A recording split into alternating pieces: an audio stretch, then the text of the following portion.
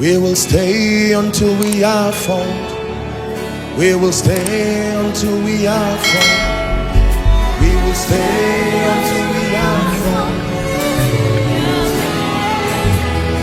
Most of you have not paid attention to the subject of greatness, nor have we been taught the necessity. Greatness is very powerful. Psalm 71 and verse 21. Please read it as a prophetic word to your life. Ready? 1, 2, read. Thou shalt increase my greatness and comfort me on every side. One more time.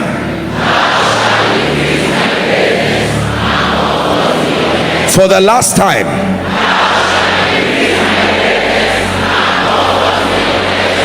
What does it mean to be great? To be great means to increase in size. To be great means to increase in size. To be great means to expand beyond your current level. To expand beyond your current level.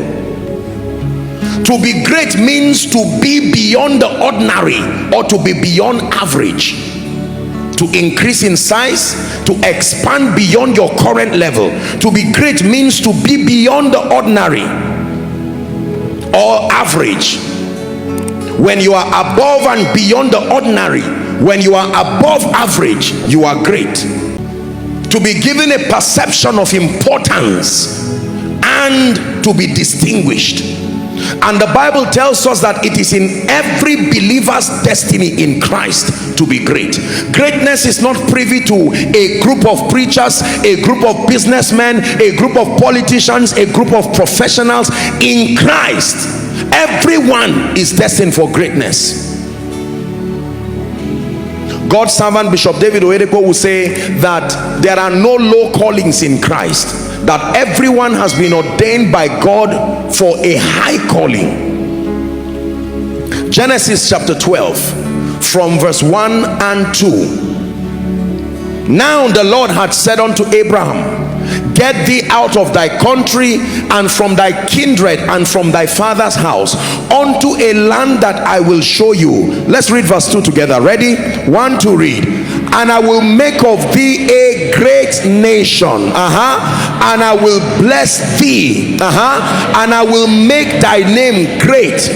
Thou shalt be a blessing. Just stop there. In the kingdom, we measure greatness not just by how high you rise, but how massive your impact and your contribution as far as being a blessing is concerned. To be able to rise to a point where you can become and remain a blessing. He said, I will make a great nation of you. Genesis chapter 17 and verse 6. A blessing and a prophetic word that God gave Abraham.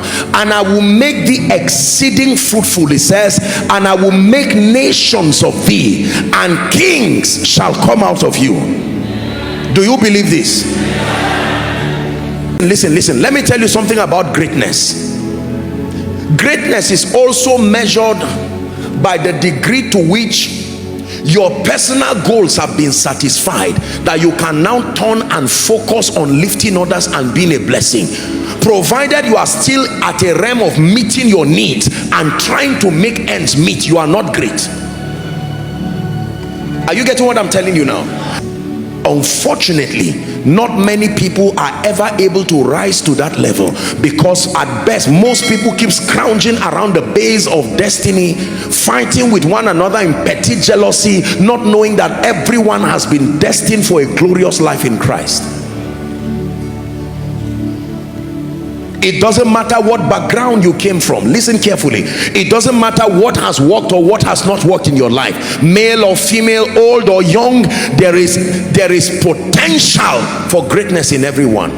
You know, we live in a world where it looks like God particularly handpicked a few people in ministry, handpicked a few people in business, handpicked a few people in politics, and then the remaining keep cheering and admiring. No, that can't be God. Can I tell you this? If all of us in this auditorium and around become great in Christ, it still will not interrupt anything as far as our personal results are concerned.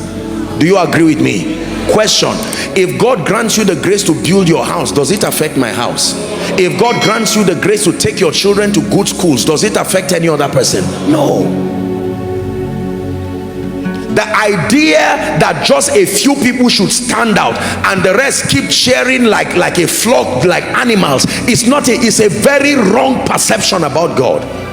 The Bible says great grace was upon every one of them. Listen, even principles don't just work on their own.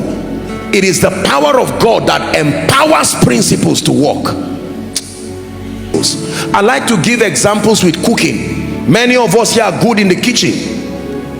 As you cut your ingredients and mix this and mix that according to the principles, usually that pot is kept on fire. Is that true? Something is happening under while you are adding the ingredients. Most of the foods that we eat require fire, require cooking to assume the states that we want. More than just adherence to principles, you must encounter the power that makes for performance. Can I tell you, a majority of what God is going to be doing tonight is empowerment. Just placing something on your life, placing something on your destiny. For some of you, adding to what you already have, because the validity of what you have is exhausted. It's clear in your life now that you have stretched and it is enough. More love, more power,